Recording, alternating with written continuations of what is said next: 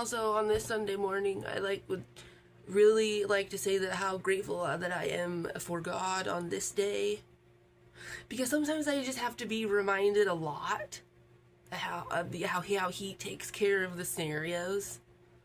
And as much as right now I know I have war coming on the Gestapo of Portland, I also have to remember that Magio got in a reckless driving accident on my half birthday before he dumped me in 2012, okay? And that makes me feel good. And then I got to humiliate him in front of a bar full of people, which also, I'm telling you, it's just as random as, getting in trouble for reckless driving in my mind, because he wasn't seeing me in that bar. So the fact that I got to humiliate him there, makes me feel really good.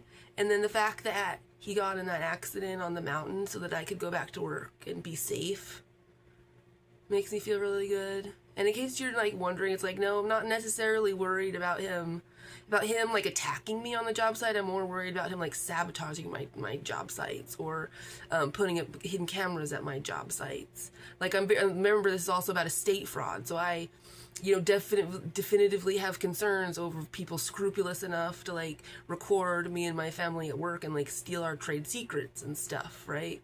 So I definitely have a lot of concerns. And do I feel like he could hire other people? Yeah, but some things have to be a secret, right?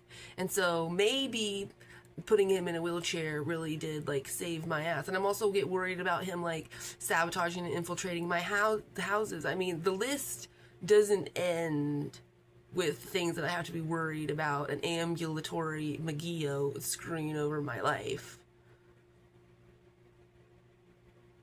Well, because it starts to make a lot of sense in my journey. I'm not going to go through the bebops of my journey, but if I look at my journey since I broke up with him, it's I moved in with a couple of dudes where I was probably safe, and then I moved in with a dude who was up all night.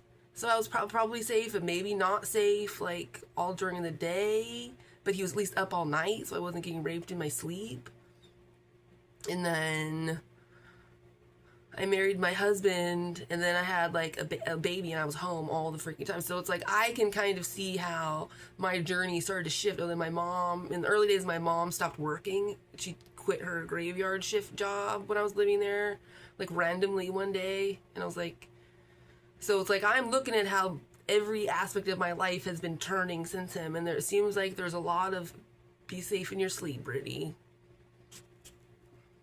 And maybe even live with other people where he would never get any kind of quasi-consent to enter. There's something about that.